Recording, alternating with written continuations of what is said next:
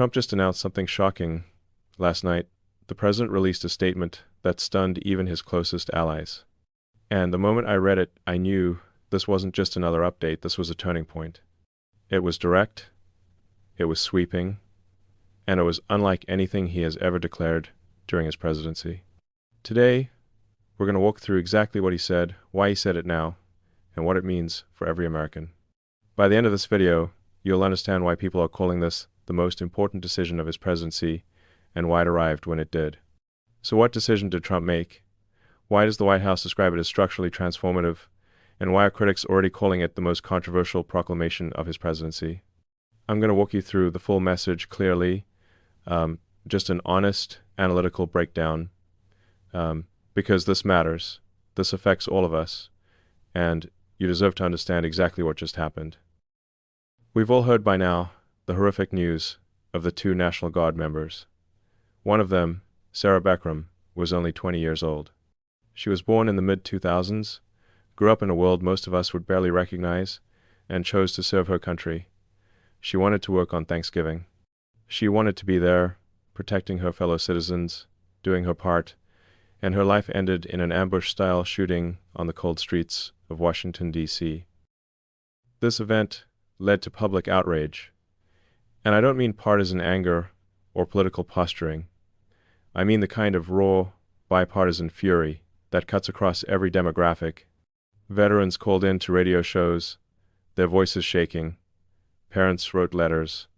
Grandparents took to social media. The question wasn't just about this one attack. It was about how this could happen at all. How did someone with the capability and intent to ambush American service members end up in a position to do so? And that question led directly to another one. What went wrong with our screening processes?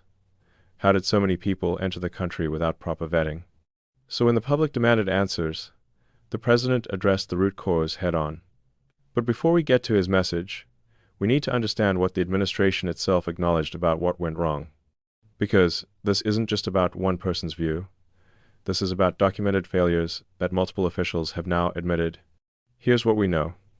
During the chaotic withdrawal operations, a few years back, thousands of people were brought into the United States on planes. And according to internal documents that have since come to light, many of these individuals were not properly vetted. In some cases, officials didn't even know their identities.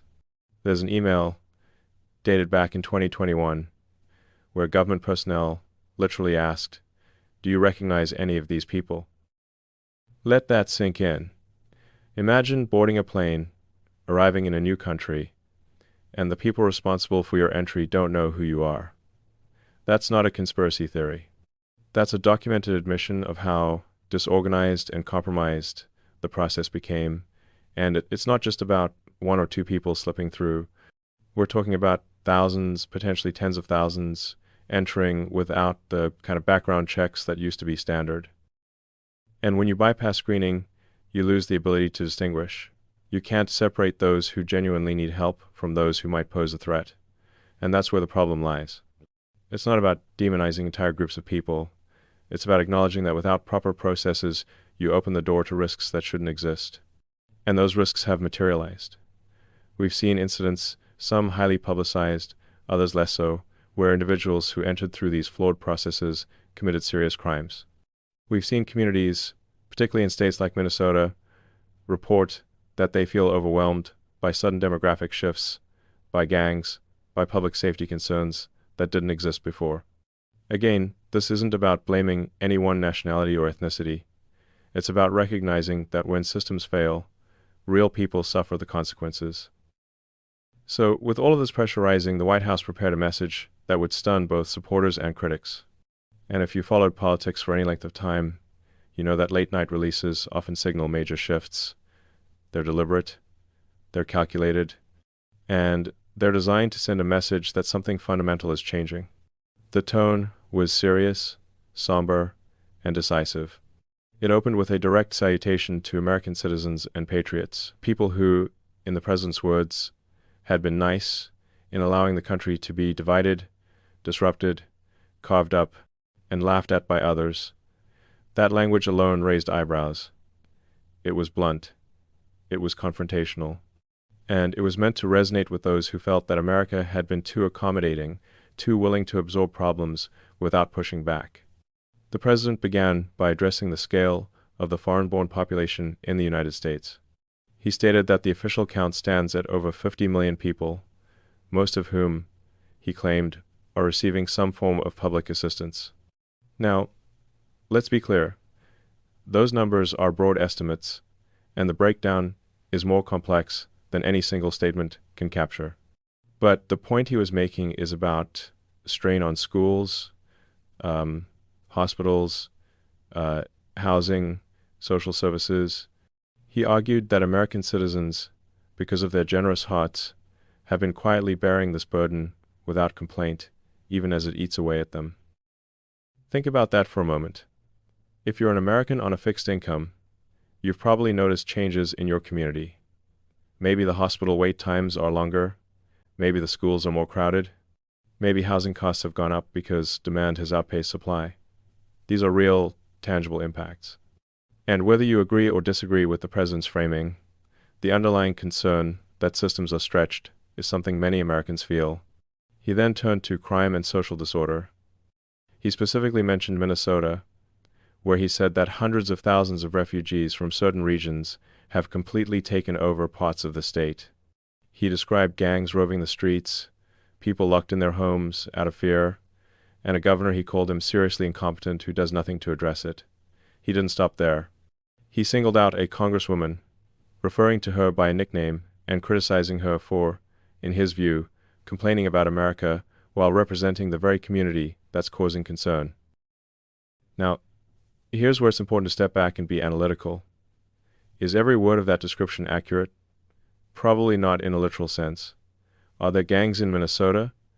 Yes. Are entire communities living in fear? Some residents have reported concerns, yes, but is the entire state taken over? That's hyperbole. It's meant to paint a stark picture, to provoke an emotional response, and it works. Because even if the language is exaggerated, the underlying issues, public safety concerns, cultural integration challenges, resource strain, are real enough that people recognize the kernel of truth. And then came the sentence that changed everything. The president declared that he would permanently pause migration from certain regions to allow the United States system to fully recover. He didn't just say pause, he said permanently pause. That's a significant choice of words. It suggests not a temporary hold, but a fundamental restructuring of how the country approaches immigration from specific parts of the world. He went further. He announced that he would terminate all of what he called Biden illegal admissions, including those signed through an auto pen process, which he characterized as unauthorized. He stated that anyone who is not a net asset to the United States or who is incapable of loving the country would be removed. He called for an end to all federal benefits and subsidies for non-citizens. He promised to denaturalize migrants who undermine domestic tranquility and to deport any foreign national who is a public charge, a security risk, or, and this is the phrase that caught the most attention, non-compatible with Western civilization. Let's pause here and unpack that. What does non-compatible with Western civilization mean? It's a loaded phrase. On one hand, it can be interpreted as a values-based criterion. Does someone respect democratic principles, rule of law, individual rights? On the other hand, it can be seen as a cultural or religious litmus test, which raises serious questions about fairness and discrimination. The president's message specifically mentioned Islam, stating that it has been proven to be incompatible with Western civilization, and asked rhetorically how many more times people need to hear certain phrases before acknowledging a problem. And here's the thing, to understand this moment, you don't have to agree with every word. You just have to recognize what's happening. The president is making a bet that enough Americans, especially those who feel unsafe, unheard, or overwhelmed, will support a dramatic reset. He's betting that the grief over those two National Guardsmen, combined with years of accumulated frustration, will create the political space for what he's calling reverse migration. And that term reverse migration is worth understanding. It means not just stopping new arrivals, but actively removing people who are already here. It means reassessing legal statuses, revoking benefits, and, in some cases, deporting individuals who were previously admitted. It's a massive undertaking. It would require cooperation from federal agencies, state governments, courts, and international partners. And it would, without question, be challenged every step of the way. So why now? Why this moment? And the answer is multi-layered. First, the tragedy provided a catalyst, a visceral, undeniable example of what can happen when vetting fails. Second, there's been a cumulative buildup of incidents and concerns that have eroded public confidence. Third, there's political calculation. The president is in his second term, and this is the kind of move you make when you're willing to absorb the controversy because you believe it's necessary. And fourth, there's a strategic element. By pausing and reassessing, the administration creates space to rebuild systems, improve processes, and restore, at least in theory, confidence in public safety. But as with any major decision, reactions came from every direction, and those reactions came fast. Within hours of the proclamation being posted, reporters at a press conference began pressing the president on specifics. They wanted to know, are you blaming all Afghans for this one incident? Are you painting entire communities with the same brush? And the president's response was telling. He didn't back down, but he also didn't generalize in the way critics expected. He said, essentially, no, not all Afghans are responsible. But he insisted that there have been significant problems because so many individuals came in on those chaotic flights without any checking. He pointed to images we've all seen. Planes packed wall to wall with people, desperate scenes at airports, physical strength determining who got on and who didn't. His argument was simple. In that chaos, there was no way to distinguish between those who genuinely helped the U.S. government and those who simply managed to push their way onto a plane. And then he pivoted to Somalia, reinforcing his earlier point about Minnesota. He described gangs, overwhelmed neighborhoods, and what he characterized as an incompetent governor who won't act. He used blunt language calling officials dopes and useless. Again, this is the kind of rhetoric that fires up his base but alienates others. But it's also revealing of a deeper frustration, the sense that political correctness has prevented honest conversations about what's actually happening in certain communities. Now, here's where I want to be very clear. My job isn't to tell you what to think. My job is to help you understand what's being said, why it's being said, and what it means going forward. So let's talk about the reactions, because they're as important as the decision itself. Supporters of this proclamation see it as long overdue. They argue that for years, America has been too willing to absorb costs financial, social, and human without asking hard questions. They point to incidents like the one that killed those 2 National Guardsmen and say, this is what happens when you prioritize ideology over safety. They believe that a nation has not just the right, but the responsibility to control who enters, to set standards, and to remove those who don't meet them. For many, this message resonates. It feels like common sense. On the other side, critics argue that the proclamation is dangerously broad, potentially discriminatory, and likely to harm innocent people. They worry about families being separated, about refugees who fled violence only to face deportation, about the moral and legal implications of denaturalizing citizens or barring entire regions. They point out that blanket bans and sweeping generalizations don't distinguish between extremists and ordinary people trying to build better lives. And they warn that this kind of rhetoric, especially the language about religious compatibility, echoes some of the darkest chapters in American history, when fear led to internment camps, exclusion acts, and policies we later regretted. So who's right? Well, that's the uncomfortable truth about moments like this. Both sides have legitimate concerns. Security is real. The need for proper vetting is real. The strain on communities is real. But so is the risk of overreach. So is the danger of punishing the innocent along with the guilty. So is the moral weight of turning away people in desperate need. And this is where history becomes instructive. Because America has faced moments like this before. In the early 20th century, there were quotas and exclusions based on national origin. During World War II, there was internment. After September 11th, there were travel bans and heightened scrutiny of certain groups. Each time, the nation wrestled with the balance between security and values.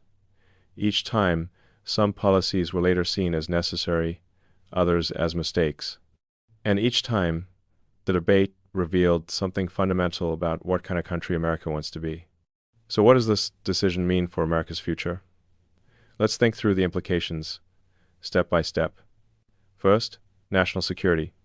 If the administration follows through on this proclamation, we're talking about a massive increase in enforcement efforts. Detention centers would need to expand. Courts would be flooded with cases. International agreements would be tested. And the message to the world would be clear. America is prioritizing control over openness, at least for the foreseeable future.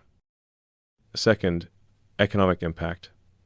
Whether you agree with the policy or not, removing large numbers of people from the workforce has consequences.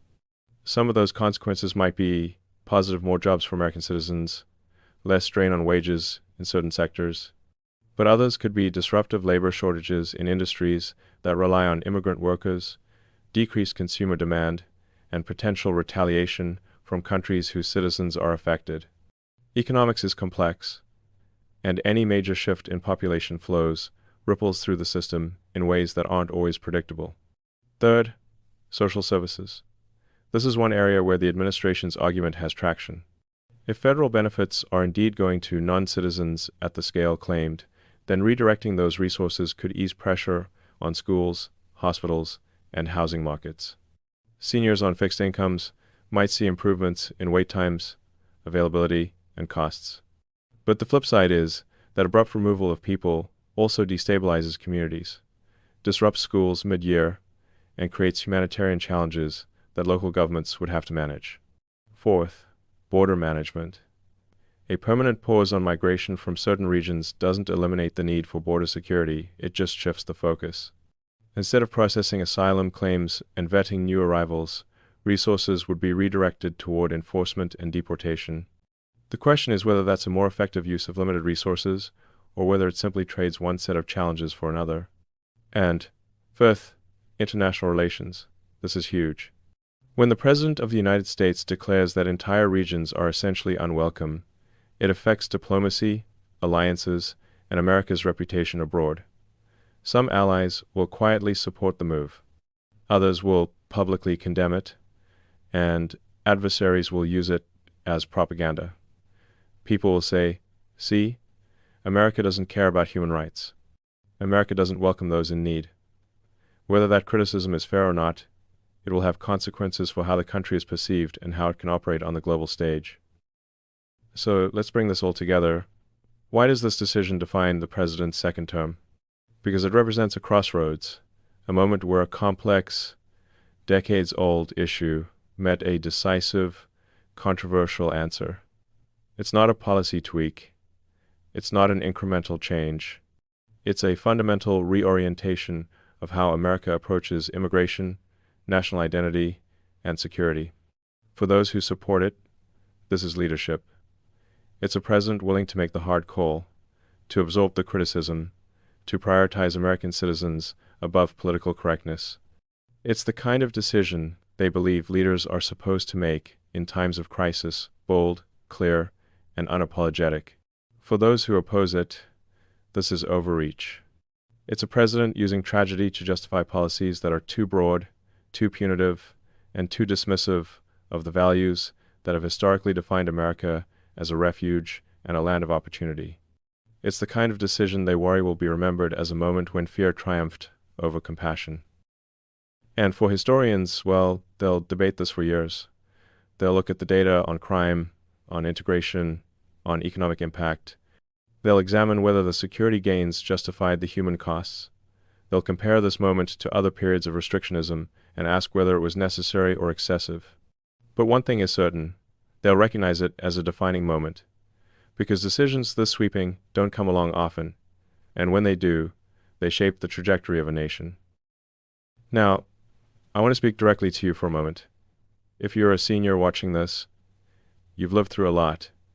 You've seen America change in ways both wonderful and challenging. You've watched leaders come and go. You've experienced moments of unity and moments of division. And you've probably learned that the truth is rarely as simple as either side wants to make it. This decision, this proclamation, is not going to be easy to implement. It's going to face legal challenges. It's going to be debated in Congress, in courts, in town halls, and around dinner tables.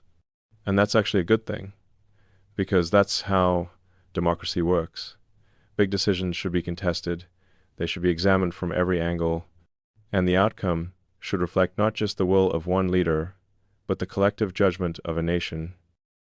What matters now is that we stay informed, that we don't just react emotionally, but think critically, that we ask questions. What are the actual facts? What are the trade-offs? What are the alternatives? And what kind of country do we want to be, not just today, but for our children and grandchildren? Because here's the thing, America has always been a work in progress. It's never been perfect. It stumbled, corrected course, and stumbled again. But the reason it endures is that enough people, in every generation, care enough to engage, to debate, to vote, to hold leaders accountable, and to demand better when things go wrong. So as we close, let me bring everything back to where we started. A tragedy shook the nation. 2 young National Guardsmen gave their lives in service to their country.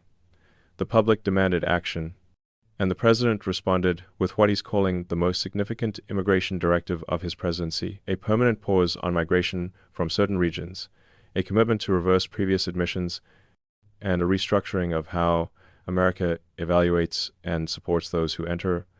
Whether you see this as necessary or dangerous, one thing is undeniable. It's a decision that will shape the next chapter of American history.